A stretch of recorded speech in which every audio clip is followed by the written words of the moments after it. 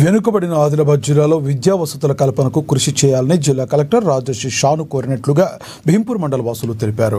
సోమవారం కలెక్టరేట్లోని ప్రజావాణిలో కలెక్టర్కు వినతి పత్రం ఇచ్చేందుకు వచ్చిన గ్రామస్తులు ఏఎన్ఎన్తో మాట్లాడారు. జిల్లాలో జవహర్ నవోదయ విద్యాలయాల ఏర్పాటుకు కావలసిన వనరులు తమ మండలంలో ఉన్నాయని గతంలో కలెక్టర్ మండల పర్యటనలో వివరించినట్లుగా తెలిపారు.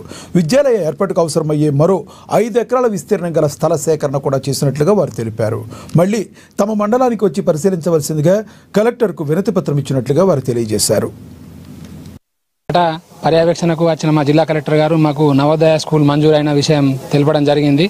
దానికోసం భూ పరిశీలన చేయడం జరిగింది. అయితే అక్కడ స్థానికంగా కొంత భూమి ఒక 5 ఎకరాలు వెసులుబాటు లేక 25 మొత్తం 30 ఎకరాలు కావాలా, 25 ఎకరాలు ల్యాండ్ ఉంది కానీ ఒక 5 ఎకరాలు వెసులుబాటు లేక దాన్ని వేరే మండలకు ప్రపోజల్ పంపుతున్నట్టు మాకు సమాచారం తెలియడం వల్ల మేము ఈరోజు మా మండలం నుండి విద్యావంతులందరూ వచ్చి ఇక్కడికి కలెక్టర్ గారికి చెప్పడం జరిగింది.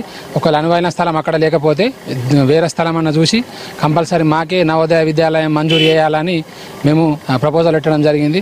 దానికి కూడా సానుకూలంగా సార్ గారు స్పందించడం జరిగింది. దీన్ని ఎందుకంటే మా భీంపూర్ మండలం వెనుకబడ్డ ప్రాంతం కాబట్టి ఇప్పుడిప్పుడే విద్యా వ్యవస్థ మెరుగుపరుస్తున్న సమయం.